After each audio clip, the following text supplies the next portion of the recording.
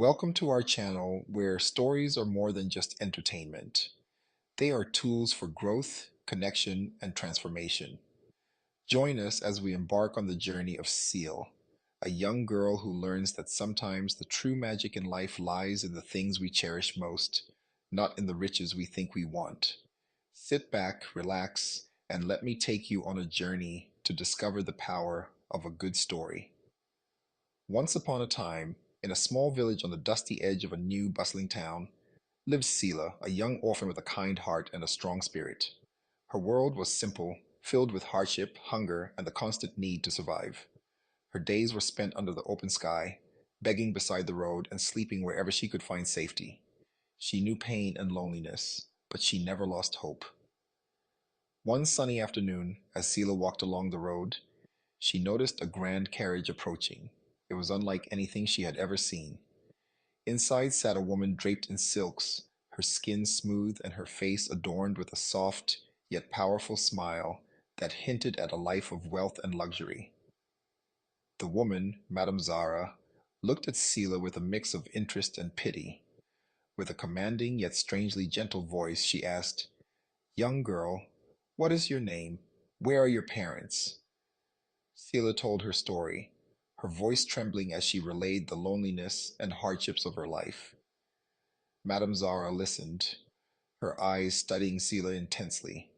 After a long silence, she said, "Get inside, child. I'll take you to my home. I can offer you food, shelter, and the comfort you deserve, but you must promise to behave and follow my rules." Sela's heart leapt with joy. Finally, a chance at a better life.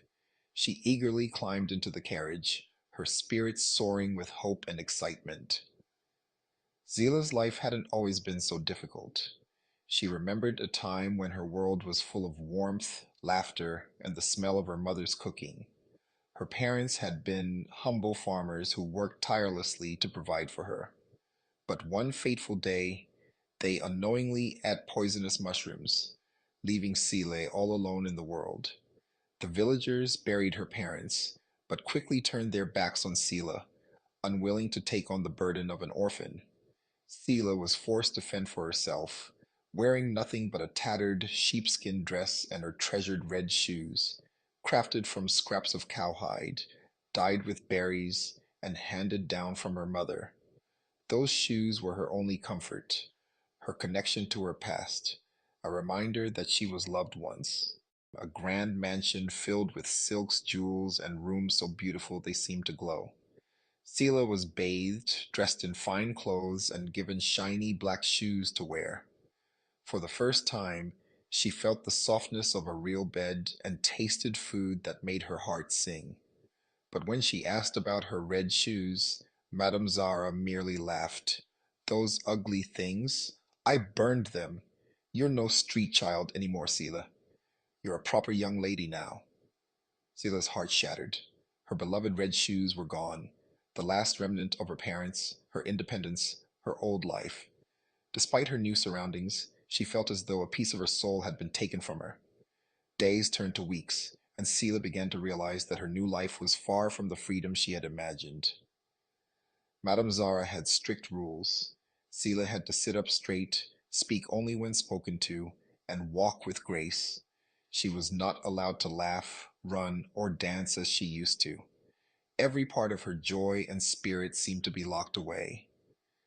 Sela often looked out the window, longing for the open sky and the simplicity of her old life. Her spirit, once free and wild, felt trapped, confined by the luxury around her. She missed her red shoes, the small treasures that had once represented her mother's love and her own resilience. One day, Madame Zara took Sela to the market to buy new clothes.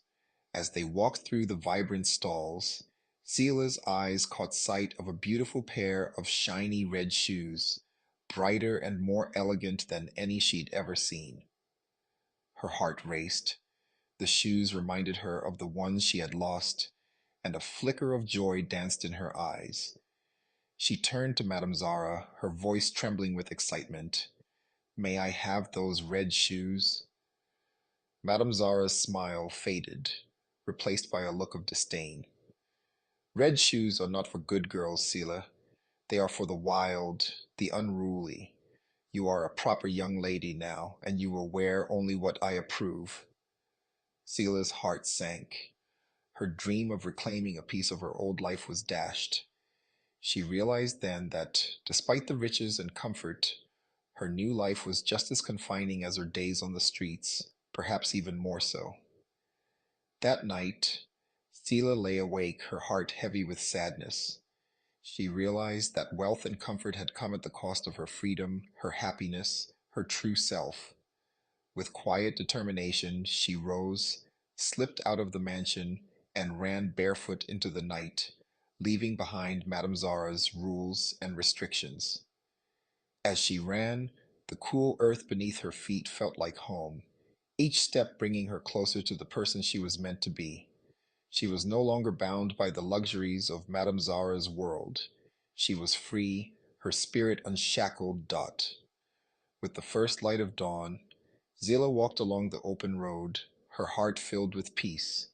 She no longer had fine clothes or a grand home, but she had something far more valuable: her freedom, her happiness, her true self. Zillah learned that happiness wasn't in riches or fancy clothes, but in being true to oneself. Her red shoes had symbolized her resilience, her independence, and her past.